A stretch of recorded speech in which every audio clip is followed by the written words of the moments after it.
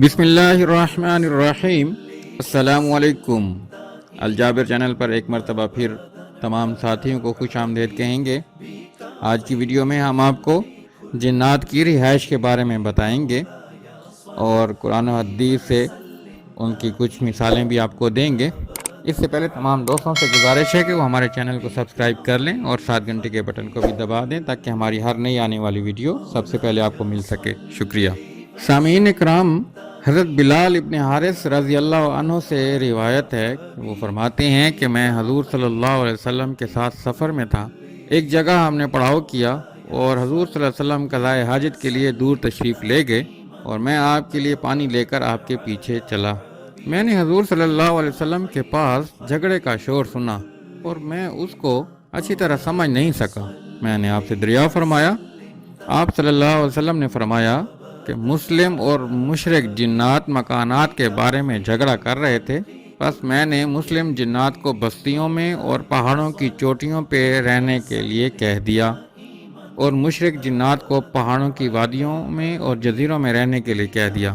اس روایت کے راوی کہتے ہیں کہ یہی وجہ ہے کہ بستیوں کے جنات جس کو لپٹ جاتے ہیں وہ زیادہ پریشان نہیں کرتے اور پہاڑوں کے جنات تو زیادہ پریشان کرتے ہیں۔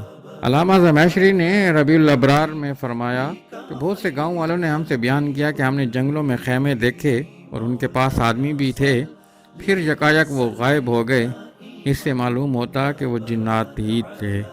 یزید ابن جابر سے مروی ہے کہ وہ فرماتے ہیں مسلمانوں کے مکانات کی چھتوں میں مسلم جنات رہتے ہیں اور صبح و شام ان کے ساتھ کھانے میں شریک رہتے ہیں اور برے شیاطین سے ان کی حفاظت بھی کرتے ہیں۔ سبحان اللہ۔ حضرت ابراہیم نخعی سے مروی ہے، وہ فرماتے ہیں کہ سوراخ میں پیشاب مت کرو، اس میں جنات رہتے ہیں۔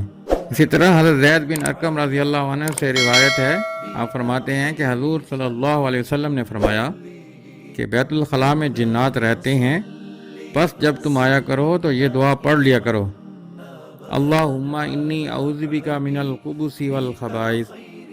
اس دعا کا پڑھنے والا آدمی جنات کو نظر نہیں آئے گا اور وہ اس کے ستر کو بھی نہیں دیکھ سکیں گے۔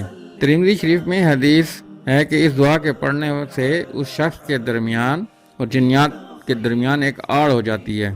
جنات عموماً گندی اور ناپاک جگہوں میں رہتے ہیں اور وہ لوگ جو شیاطین سے اپنے کچھ کام کراتے ہیں، جادو وغیرہ کرتے ہیں، وہ بھی عموماً ایسی جگہوں پر بیٹھ کر جنات سے کام کراتے ہیں۔ واللہ عالم۔ اللہ تعالی ہم سب مسلمانوں کو ان کے شر سے محفوظ رکھے، اپنی حفظ و امان میں رکھے، سچا پکا مسلمان بنائے، قرآن و سنت پر عمل کرنے والا بنائے، ایسے اعمال ہم سے کرائے جو اللہ تعالیٰ کو پسند آ جائیں۔ آمین ثم آمین۔ شکریہ۔